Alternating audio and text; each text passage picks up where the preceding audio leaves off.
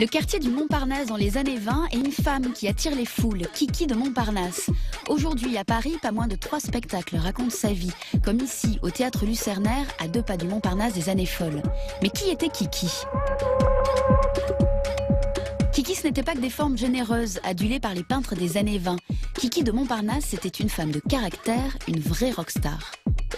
On venait à Paris du monde entier, dans le carrefour Vavin qui était à Montparnasse, qui était une espèce de centre du monde culturel. Les gens venaient donc de partout pour voir la Tour Eiffel qui était pas loin de là, et Kiki de Montparnasse qui chantait dans les cabarets. Il y a tout le monde au bal blondet, et doudou en pantalon blanc, des femmes du monde en diamanté et aussi des célébrités. Pour nous parler de cette égérie des années folles, nous avons rencontré Héloïse Wagner, la comédienne qui interprète Kiki de Montparnasse, et Jean-Jacques Benex, qui l'a mise en scène. Je crois qu'elle appartient à cette catégorie des laides belles.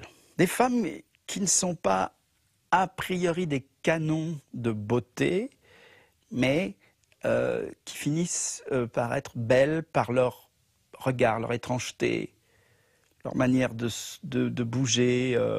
Et c'est les femmes les plus attrayantes, en fait, les plus séduisantes. La dessinatrice Catel Muller en a aussi fait l'héroïne de sa BD. Elle y raconte la vie sulfureuse de Kiki, née Alice Prin en 1901. C'était une petite provinciale bâtarde de Bourgogne, abandonnée, enfin rejetée par son père naturel. Et sa mère ne s'en est guère occupée, c'est sa grand-mère qui l'a élevée. Elle a retrouvé sa mère à l'âge de 12 ans à Paris, elle a fait des petits travaux, elle avait beaucoup de mal à joindre les deux bouts. Elle accepte alors de poser nue pour des peintres méconnus et donne ainsi ses lettres de noblesse au métier de modèle. Petit à petit, elle s'est fait remarquer par le quartier Montparnasse où séjournaient tous les peintres venus du monde entier. Puis elle a rencontré les poètes, Cocteau, Desnos, tout le petit monde qui était effervescent artistiquement et qui a créé le mouvement surréaliste. Kiki n'est pas seulement un modèle, elle danse, elle chante, elle peint même. En 1929, elle raconte ses souvenirs préfacés par Monsieur Ernest Hemingway. Elle est devenue petit à petit l'icône, l'égérie de ces gens et de ce mouvement, et notamment par la photo restée très célèbre de Man Ray, qui a été un photographe très connu de l'entre-deux-guerres, et qui a fait cette photo mythique d'elle, nue de dos, son dos en forme de violoncelle sur lequel il a dessiné des ouïes, et qui a été une carte postale qui a été la plus vendue au monde. C'est finalement son dos qu'on voit et c'est finalement son visage avec le masque aussi que Man Ray a pris en photo. C'est ça qui reste et c'est ça qui a marqué l'histoire de l'art. Et malheureusement, c'est Man Ray qui est resté dans les livres et c'est pas Kiki de Montparnasse. Au milieu des années 30, Kiki de Montparnasse ouvre son propre cabaret et y anime des soirées délirantes. Je pense qu'elle est drôle, qu'elle amuse les gens, qu'elle a une force de vie extraordinaire.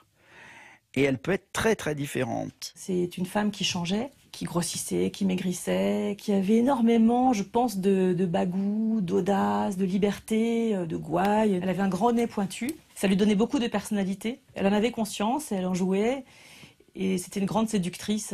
Et elle a toujours refusé ce moule conventionnel. Elle voulait une liberté absolue, elle disait toujours « Kiki ne fera pas 3 fois la même chose, jamais ». Depuis 6 mois, je ne me drogue plus.